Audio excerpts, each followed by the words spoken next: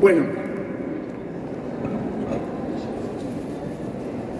damas y caballeros aquí presentes, nada, gracias por estar, por ser parte. Agradecer también, obviamente, como siempre, a la Casa del Tango, que es organizadora, creadora de este festival maravilloso, por darme la posibilidad de, en este caso, de recibir una persona para, en principio, homenajearla, para, en principio, además de que ustedes sepan más de él, y yo también, que él sepa, por lo menos para mí, y sé que para muchos de ustedes también, lo importante que es para nuestra cultura tanguera. Y en este caso, entonces, quiero presentarle formalmente, si no lo conocen, al Troikman Horacio Poeta Godoy, para el que pida un aplauso inmenso, por favor.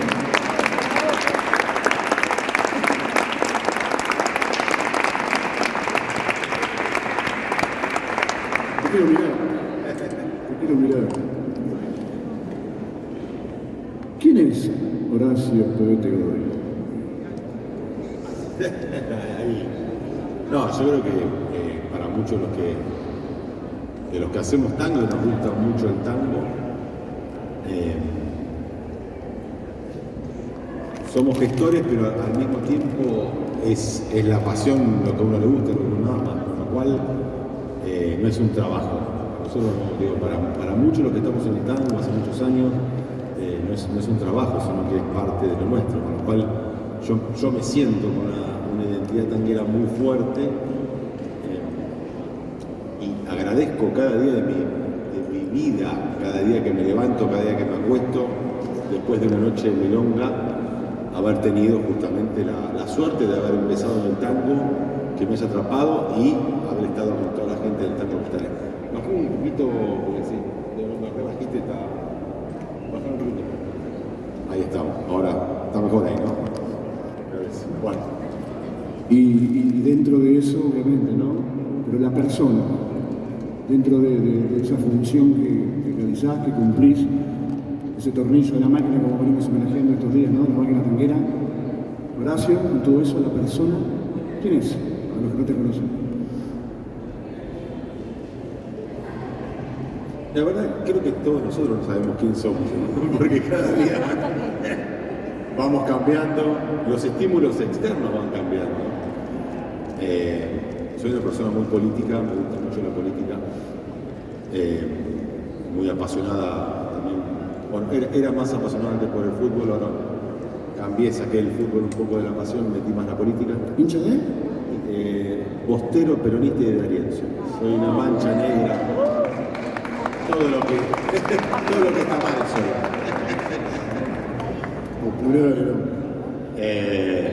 Bueno, y en esa identidad me ubico ahí, en esa línea. ¿Por qué fuiste corriendo un poco toda esa historia? ¿Qué pasó? ¿Corriendo qué cosa? Esto de era más político y ahora... No, al revés.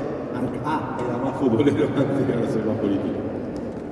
Sí. Tocaste la historia. Y desde tu laburo, bueno, pues, obviamente, Horacio, para los que no conocen, es el creador de uno de los espacios más emblemáticos que tenemos, nuestra catedral del tango, que es la Viruta. Y desde ahí, ¿dónde dirías que laburas esto de la militancia? Voy a hacer una pequeña mención. ¿Hay gente de La Plata acá? Bastante, ¿no? Es el único lugar del mundo donde soy un tibio. Porque por ser de Boca tengo que hacer de gimnasia, pero mi papá era estudiante. Así que soy de los dos, yo sé que está mal. Pero bueno, es el único lugar la única ciudad del planeta que soy de los dos, que me pone contento cuando ganan los dos. El problema es cuando juegan los dos juntos. Sí, bueno, y esto de entonces la política y la Viru y el espacio y... No, bueno, no tocamos mucho. Yo, la política personalmente, lo mío. Después la Viruta es un espacio maravilloso que hemos ganado en la ciudad de Buenos Aires, porque cuesta muchísimo sostener los lugares físicos, ya lo sabemos, banca. Si es privado, te suben el alquiler lo que quieren, te ven que te va bien y piensan que porque tenés 100 personas, todos pagaron la entrada 15.000 pesos y todos consumieron en Yandón, entonces ya te cobran lo que quieren.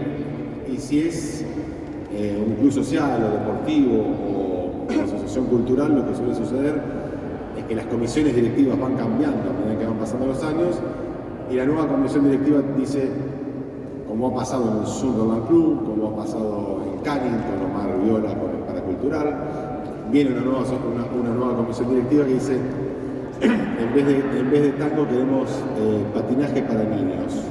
Y un lugar que estaba hace 30 años como un lugar cultural, tanguero y parte de la identidad de nuestro país, de la Argentina y sobre todo de la ciudad de Buenos Aires, digamos que es el centro neurálgico del tango en el mundo. Te pasa eso, que hay un cambio de comisión directiva y que los nuevos de la comisión directiva tal vez escucharon mucho el grupo Miranda y otro tipo de grupos, y el tango no es para ellos, y del día a la noche te sacan así en 2 segundos y dicen, bueno, este espacio ahora forma parte de otro tipo de lugar. Por eso digo, estamos agradecidos a la Asociación Cultural Armenia que nos haya dejado tantos años, 30 años en un mismo espacio físico, que podamos estar ahí en ese lugar, en esa asociación, que nos llevemos muy bien, felices de que la comisión directiva siempre fue lo mismo.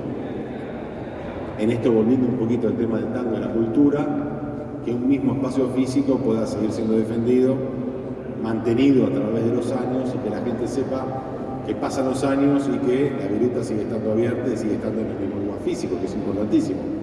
Porque amigos, compañeros como Omar Viola, que estaban en el Salón Canning, que estaban a 2 cuadras, que para muchos, hago un pequeño paréntesis, para muchos, cuando hablamos de que hablamos de un mismo género o de una misma negocio, por decirlo de alguna manera, para muchos es la competencia, y para nosotros Omar y todas las milongas que están cerca son nuestros socios, porque cuanto más milongas haya alrededor, cuanto más núcleo haya todos juntos, cuanto más trabajemos juntos, es mejor la movida y es más grande, porque entendemos que la guerra, un soldado no la gana la batalla entera.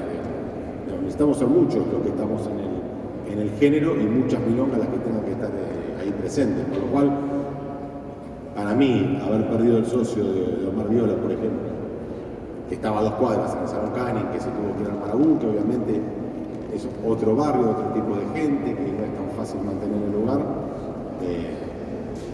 se hace muy difícil. Volviendo a la pregunta de base nuevamente, es difícil y está bueno que suceda que un mismo espacio físico que funciona dentro de un club social y deportivo, dentro de un club social o dentro de una asociación cultural, las comisiones directivas de los clubes no tengan la potestad y la autoridad de decirte, bueno, saco el tango, como pasó por ejemplo en el Sunderland, con una milonga histórica de más de 50 años, que el día de la mañana se encontró que no tenía más su lugar físico para hacer su espacio de tango porque querían dedicarse mejor al básquetbol que a la milonga de los sábados, entonces les molestaba que tienen talco y que los chicos después cuando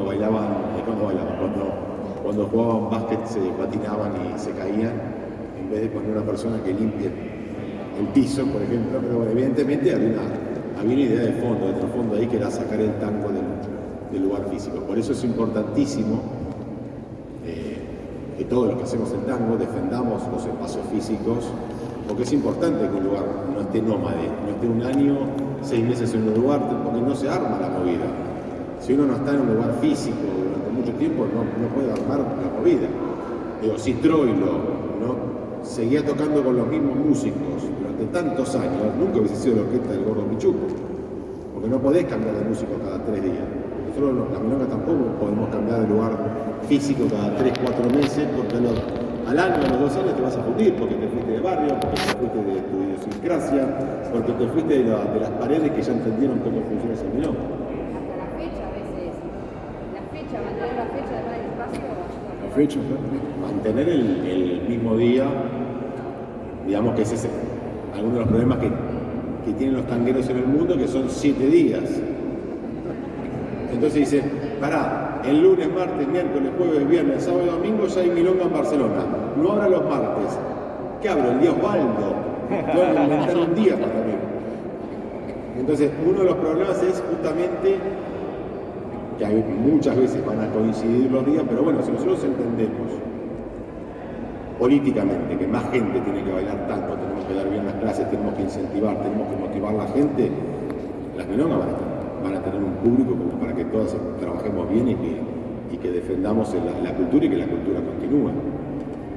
Che, la quiero picar ahí entonces para linkear. ¿Cómo estás viendo la historia de estos tiempos? Para mí, ¿no? Esto es una opinión personal, de tanta fusión coreográfica en el tango. ¿Vos qué? Sos un creador de milonga. Vos decís del baile. El baile. Sí, a ver, a mí todo lo que tiene un trabajo fuerte de fondo y está bien hecho, y la fusión llegó después de haber pasado por todos los estadios y procesos y tiempos que tiene que ver, y realmente se generó algo culturalmente que tiene cierto valor, está bueno. Lo que lamentablemente es lo que menos pasa, porque en general es muchos bailarines o bailarinas que vienen de otras danzas, de otras artes, que estudiaron 2 minutos tango y como les es complejo, mezclan con su propio arte y sacan un nuevo lenguaje que se entienden ellos nada más, porque no tuvo el proceso de desarrollo. Y en eso creo que el mejor ejemplo de todos me lo llevo al lugar de la música, que a mí no me gusta, pero digo, a la gran mayoría del mundo entero le gusta, y a un montón de argentinos obviamente también le gusta, que es Astor Piazzolla. Astor Piazzolla empezó primero, antes de Troilo, con la orquesta de Miguel Caló, después tocó con la orquesta del Gordo Pichuco durante un montón de años, después dirigió a Francisco Fiorentino con la orquesta de Francisco Fiorentino, la orquesta, claro, del 46 que estuvo ahí, después armó su propia orquesta, fue buscando su tío. Pasaron 15 años, además en el medio de esos 15 años tocó con el Gordo Pichuco, y al lado tenía a Orlando Boni, o sea, tenía bestia, y tenía el Tano Fiorentino ahí. No es que Piazzolla salió de un huevo, tomó 2 clases de bandoneón y enseguida empezó a hacer fusión con jazz y con otra música. Pasó por todos los momentos y él podía tocar todos los procesos. Siento que en la danza todo esto no se llega. En realidad es, en general, yo interpreto un acto de vagancia de muchos bailarines que vienen de otro género, que toman 2 minutos de clase de tango y enseguida se busca una fusión para que uno sea desde el ego el creador de un nuevo estilo de tango que logró que ahora el tango sea tal cosa, y cuando decís, bueno, pero pará, ¿hace cuánto bailás? ¿Bailás hace 20 años? Si bailás hace 20 años te van tango, digo. Y si bailás la otra danza 20 años, porque en general también muchas veces pasa lo mismo. Tomaron 3 minutos de contemporáneo, 2 minutos de tango, y se llama contentango. Vos decís, pero tomaste 5 minutos de clase, de las dos artes. Y te tirás un poco al piso y te moves así y te abrazás y decís, bueno, esto es lo que se viene. Bueno, pero el arte es subjetivo. En una entrevista que te estuve reinvestigando en este tiempo, sueño con vos, Horacio, de esta semana. Dijiste algo que me encantó, se lo dijiste a la Pepa. No soy Pepa Palazón, obviamente, me presento, mi nombre es Rodrigo, no me había presentado. Dijiste algo que escuchaste o que de alguna manera lo reflexionaste en el avión, que escuchaste esos troesmas que habían dejado ya la milonga. ¿Sí? Te llevo a eso, pero contalo porque sos hermosos. No, venía en un avión, me acuerdo todo, Iberia, Buenos Aires, Madrid, me siento y atrás se sientan 5 muchachos grandes, ¿no? De 60, 70 años, y se ponen a hablar muchísimo de tango, de la orquesta, de orquesta. Digo, yo me encantaría sumarme ya, porque cada vez que hay un enfermo de tango, he terminado en parrillas, abrazado a borrachos, escuchando tangos en el celular, en posta, y un borracho me dice, nunca escuché al hermano de Raúl Verón, nunca escuché cantar a José Verón. Y le digo, yo lo tengo acá en el celular a José Verón. Me lo pasó Ignacio Berchasco, del único disco que grabó. Me dice, no, el hermano, no Raúl. Me dice, no, José Verón, lo tengo acá. No, me dice, ¿en serio? Sí, lo escuchamos. Lo ponemos ahí, parrilla 4 de la mañana, lo de Charlie, hizo Urquiza. Estaba el tipo llorando al lado mío, abrazándonos los dos, yo con ganas de llorar reprimida, porque lo veía el tipo llorando al lado mío, escuchando a José Verón. Digo, son cosas que pasan a veces en la vida para los que somos enfermos del tango, que no hay lugar, ni horario, ni momento. Y el tipo se puso a llorar escuchando a José Verón a las 4 de la mañana en la parrilla de Charlie, abrazó a un tipo que no conocía. Digo, esas son las cosas maravillosas que tiene el tango, a los que amamos el tango, ¿no? Entonces digo, si yo me curvo a hablar con estos muchachos, son 13 horas de vuelo, no voy a dormir nada, la clase la va a dar Montoto en Europa, así que voy a dormir y cuando me despierte, duermo un poquito, me despierto, estaban los muchachos atrás, todavía hablando de tango, nunca habían parado. Entonces me presento así cordialmente, con una buena entrada. Le digo, muchachos, sí, le digo,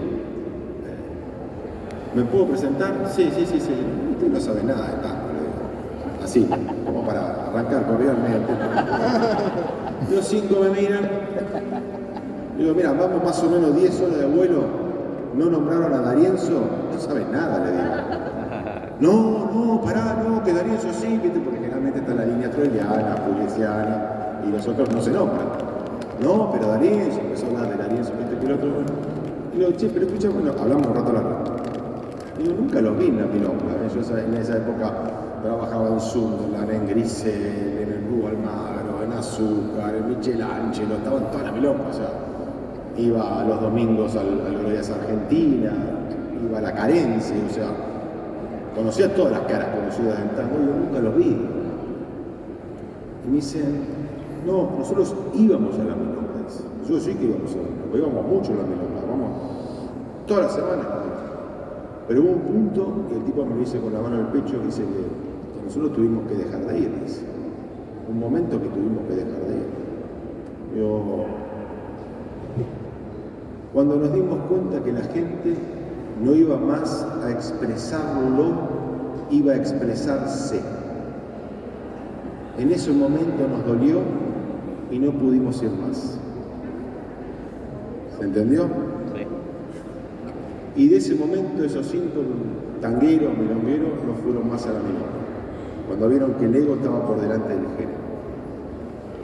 Y un poco, bueno, la primera pregunta que me hiciste, la fusión, digo, muchas veces pasa eso, digo, que estamos en un mundo hoy con todas las redes sociales, ¿no? El Instagram, el Facebook, que todos opinan, que todos hablan, que está el ego muchas veces por delante de movimientos históricos, como por ejemplo pudo haber sido el tango, que uno muchas veces ve alumnos, alumnas, ya a los 2 minutos de tomar clases queriendo cambiar el género, que eso ya mute para otra cosa, para algo que es lo que me pasa a mí en ese momento, y eso es ego.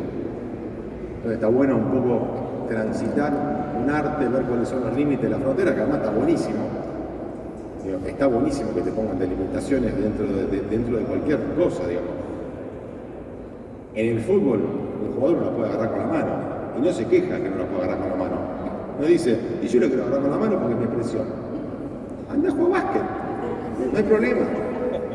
No se quejan, pero lo niegan. Sí, lo niegan. Ahí voy. Pero digo, en el tango pasa muchas veces eso. Uno ya le quiere agarrar con la mano, porque sí. Digo, hay otros géneros también de danza que vos podés hacer eso.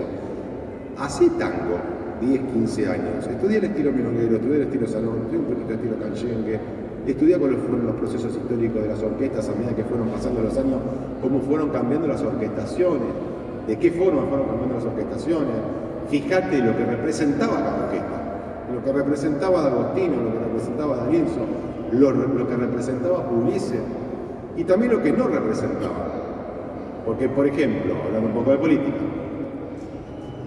Pugliese era, todos sabemos, era comunista, un tipo que defendía la política, estuvo 80.000 veces preso, pero vos en su música, si vos lo podés escuchar bien, está la política, está el reclamo social. Vos escuchás Corrientes Esmeralda, bailaron guapo, escuchás la orquesta, la velocidad, el tiempo, el marcato en 2 es el reclamo de la gente afuera pidiendo cosas, es el reclamo social. Pues digo, no representa únicamente lo que muchos creen pasión sexual o amorosa. Digo, hay un reclamo social también en la orquesta de Pugliese si la escuchás bien.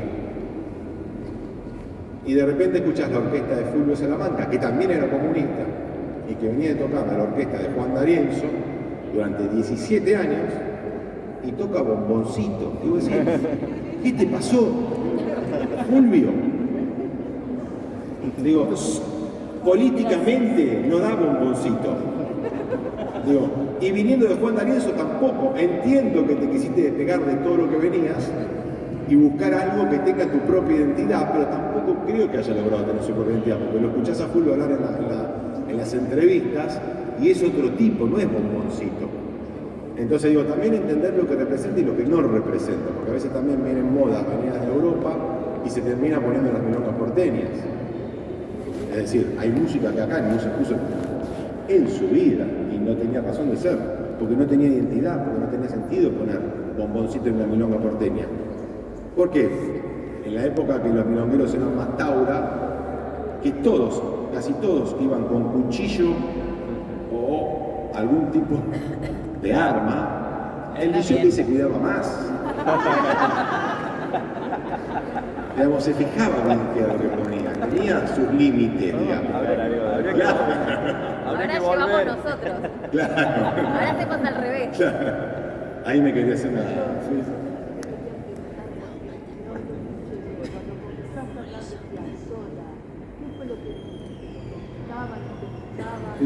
No, a mí lo respeto un montón a Piazzolla. En lo personal a mí no me gusta.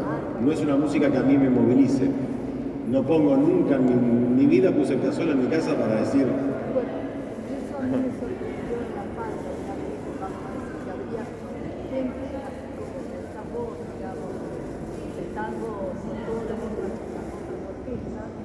Subió la orquesta de Raúl Lambiel, que era el nieto, la orquesta que tocaba un estilo, vamos a decir, de fusión, Piazzolla, y la gente empezó a gritar, y los chicos tuvieron, fue una cosa bella, me parece.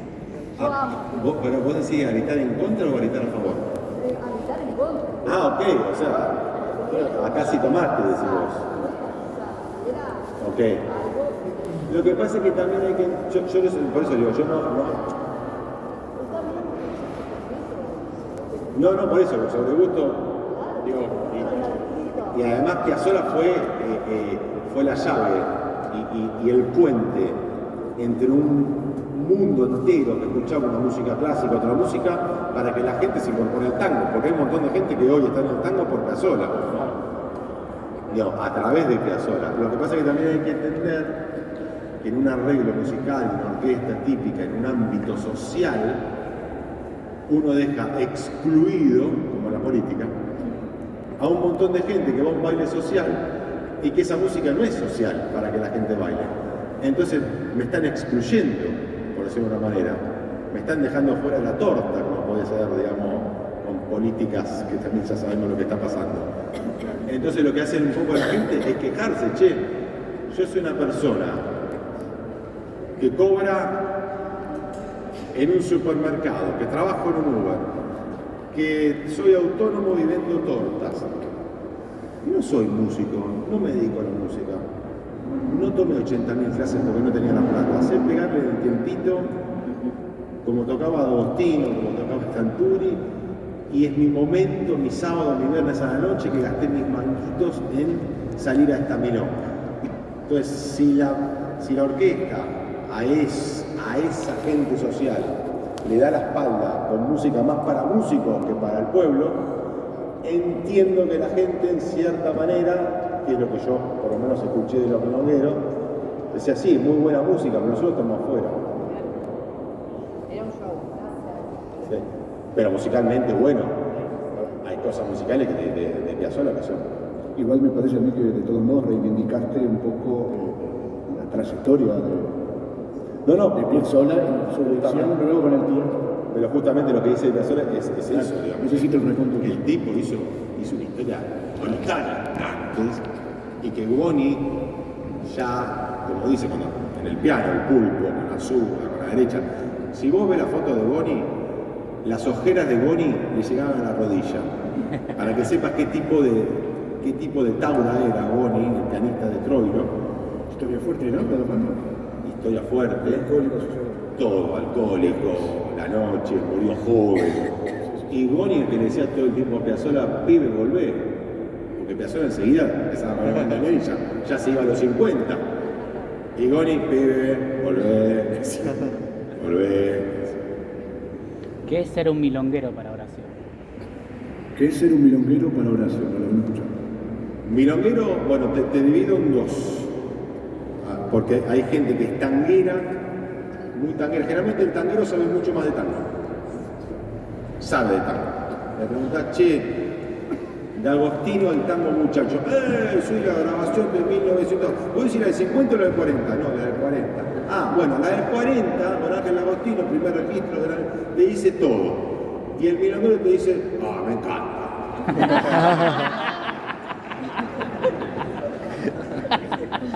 Te lo resume así. Pura pasión. Pura pasión. Es como un bailarín hoy o un milonguero también en la clase. El bailarín, mira, acá si vos transportás el eje y pasás sobre el coso y ponés justamente sobre el metatarso, porque la cadera lo ubicás en el sector oblicuo 37 grados sur de la ciudad de Tandil, vas a ver que toda esa rotación, vas a ver que cuando gires vas a lograr un eje ecuíneme, palabra que no sabés tampoco, ¿no? Y alguno está así, pero no se tiene, suena estúpido y dice todo, entiendo todo. Entiendo todo. Y el milonguero que nunca daba clase, pero decía, che, explícame esto. Decía, ¿y cómo es esto? Y mirame. Decía, pero explícamelo. Y mírame, te lo voy de vuelta. Y te lo hacía distinto. Que te lo haga 2 veces igual. Te lo hacía distinto. Y dice, hacelo de vuelta, para ver si vuelve a hacer la primera. Aparece la tercera, ¿viste? Entonces decís, ¿lo tenés? Y vos te pensás, y sí, lo tengo. Entiendo que cuando lo haga de vuelta tengo que poner mejor el ojo para ver cosas. Pues digo, resumiendo, para mí hay como, dentro de la gente del tango, hay como 2 grandes grupos. El milonguero, que es pura pasión, que no sabe ni lo que hace ni lo que dice. Y hasta muchas veces te dice en una nota en la orquesta preferida una y a los 2 años otra. Digo, porque es pura emoción, digo, van saliendo cosas que... Y el tanguero, que es un tipo generalmente fanático, pero es mucho más preciso en la expresión y sabe mucho más de lo que está hablando. De hecho, en general, ha visto muchísimos milongueros que sabían bastante de tango, pero no tenían la precisión de un tanguero, pero también he conocido muchísimos milongueros taura, milongueros de verdad, que muchas veces sabían muy poco de tango. Sabían muy poco, simplemente lo habían vivido, no tenían ni idea ni de qué periodo era, no te voy a decir el año preciso de la grabación, pero no tenían ni idea, pero los tipos la habían vivido. Eran tangos. Entonces es como un poco que nos digan ahora nosotros a una banda actual de rock and roll, ¿de qué año Soda Stereo grabó el álbum Signos? Yo qué sé, no sé. Escuchaba Soda Stereo cuando era pibe, no sé. Y no, Signos lo grabaron en el año que decir, sí, pero vos no lo viviste. Vos me estás diciendo lo que estudiaste. Yo en el sentir no voy anotando los años. Cuando no tenés el sentir tenés que ir un poquito a estudiar. Pero bueno, el tanguero estudió, además de ser fanático, estudiaba. Y sabía. El milonguero es una bola de emoción. Y tiene que ir a la milonga. Vamos a jugar con el tiempo. Tus comienzos, tu Almagro, diríamos como musicalizador de tango, ¿es en el 90? No, en el 91 en el Círculo de la Armada. Esa es la historia como comenzaste, de medio de casualidad. Sí. Pero no que... Sí. ¿Dónde está eso? El Club Almagro, esa época, ¿los 90? 90, sí, 93 arrancamos. 35 años atrás. ¿Qué onda ese Buenos Aires, ese Club Almagro, esa gente, esa milonga? Bueno, todavía quedaba fauna tanguera. Eso. Todavía quedaba fauna tanguera. O sea, venían Eso, con milongueros de milonguera. Venía... Un día dijeron, venimos de la tele a filmar una milonga, no sé, vos sacabas la cámara y te metían 3 bifes. No es como ahora que están todos filmando, estás bailando cachete con una chica así y abriste los ojos, tenías una cámara filmándote así de una persona que no te conoce tomándote todo tu cuerpo. Así, pero ¿quién te dejó? Bueno, en esa época no podías sacar una cámara, tenías que anunciar que sacabas una cámara filmadora. En el Club Almagro anunciaron, en el año 94, por ahí, que venían a filmar de la televisión, que la próxima tanda se filmaba, que se queden tranquilos, pero que iban poniendo el trípode. Y los que no quieran salir en cámara, 10 minutos, salgan afuera un chiquitito, filmaban la tanda de tangos esas y volvían a entrar. Se fueron todos. Obvio. Quedaron 5 personas. Cuando te hablo 5 literal. Se fueron todos y todas. No quedó nadie. El de la cámara hizo... ¿Qué quiere que filme? No puedo filmar nada. Entonces dicen, bueno, entre porque no se lo va a filmar. Digo, para entender un poquito la idiosincrasia y por cómo pasaba el tema un poco. Hoy mucha gente te pone una cámara y están viendo a ver si es a uno que lo están filmando. En esa época se iban directamente. Los milongueros venían, un montón venían armados, como te dije antes, y dejaban las cosas en la cabina del DJ.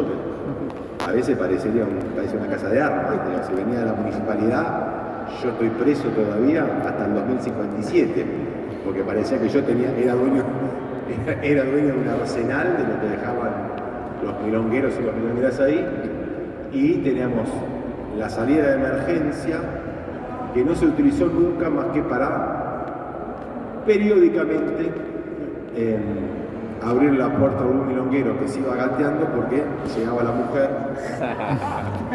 Entonces la veíamos entrar a la mujer, teníamos la sala de emergencia por ahí, le decíamos, agachate ya, se tiraba al piso y posta esto, en 4 patas, por toda la idea de eso, hay una persona gateando, tiene 65 años. ¿Qué es lo que está pasando acá? Y lo veía que le abríamos la puerta hacia la emergencia, cerrábamos, tipo se iba corriendo, y si había dentro del auto lo dejaba ahí, como que se había quedado parado, y se iba a su casa y se acostaba. Entonces, claro, venía la mujer y decía, pero yo te vi el auto. Sí, se ve muerto ahí. ¿Vos fuiste? Yo no estaba. Bueno, más de una vez. Con lo cual te digo, en la milonga pasaban otras cosas. Los tiempos eran otros tiempos. Si aparecía una cámara, la gente no quería que la filmen. Sí. Quiero esto, mira, como si fueras una especie de cámara de video de tu memoria y tus recuerdos. Estás pasando música, Magra, 94. ¿Qué estás viendo ahí? ¿Cómo era eso de verlos a ellos en ese momento? Era una jungla. Era ver los viejos y las viejas milongueras, cachete con cachete acá, con el cachete levantado, ¿viste? ¿Sí? Y todos rockeando, todos bailando rítmico, y era una masa, expresándolo, pero era una masa, vos entrabas en una energía brutal, que vos lo primero que decía cuando entrabas al Club Almagro es, yo quiero eso, yo quiero ser uno más de ese movimiento que está ahí, que está cantando, que hay como una tribuna de fútbol que vos la ves cantando y decís, yo quiero estar en la tribuna, yo no quiero estar en la platea sentado, yo quiero estar saltando y cantando y bailando. Bueno, se veía eso en milongas años atrás, como también se veía un remolino energético de agua en el Club Sunderland, donde nadie golpeaba, donde nadie marcaba el tiempo, donde era todo metafórico. Entonces vos veías la pista del Sunderland y era un remolino, te quedabas en las gradas, había gradas, vos podías mirarlo de arriba, entonces mirabas la pista, no había uno que haga rebote, no había uno que haga pistoneo, nada de eso, era todo un remolino de gente que estaba 10 minutos así, y era como que entrabas en una meditación, entrabas en otro estado, porque la gente te generaba ese estado. Ibas al Club Almagro y era la jungla, era todo lo contrario a eso, pero los dos absolutamente honestos en lo que estaban diciendo. O sea, es decir, los dos expresaban en su misma forma de expresión honestidad, que es una palabra que creo que lamentablemente en las milongas se perdió bastante. Honestidad en el baile, respeto por tu propio cuerpo, los tiempos de tu cuerpo, los tiempos de la pareja. Digo, ahora hay un histrionismo muy grande, una idea de brillar, que no se respeta el cuerpo. Vos sabés que en una apertura abren y dicen, ¿pero qué te pasó? ¿Por qué estás tan enojado? Digo, ¿y por qué no respetas tu propio cuerpo y el cuerpo de tu compañera? Y si no pasa al revés, que la chica abrió y en esos 3 segundos que había de pausa, 17 voleos. Entonces, sí, es rápida. Estamos bien con los voleos. Digo, pero tu cuerpo te está pidiendo eso o es tu cabeza que te está pidiendo eso. Digo, ¿dónde está el grado de honestidad hoy en el baile? Y es bueno cada tanto ver cuando aparece una persona honesta que dices, oh, lo que pasa es que el río es tan grande que uno tiene después la percepción de que la realidad es la otra. Entonces hay que estar muy plantado uno o una en lo que quiere de su propia vida, en lo que quiere de su propio arte, de decir, por más que el entorno disponga, yo me voy a planear acá y no voy a dejar que este nuevo entorno me lleve a que sea algo frívolo, algo tan importante como son esos 10 minutos de tu vida, que te vas a abrazar a una persona y que esos 10 minutos no te los va a devolver nadie. Esos 10 minutos son recontra importantes en tu vida. Vas a estar abrazado a otro cuerpo, vas a estar sintiendo cómo respira, vas a tener el cachete acá, vas a escuchar cómo respira, vas a ver si algo que hiciste a la otra persona le gustó porque vas a sentir el cachete que se infla. Entonces vas a decir, eso le gustó. Entonces vamos a ver, entiendo por dónde viene este otro juego. Digo, es vida pura.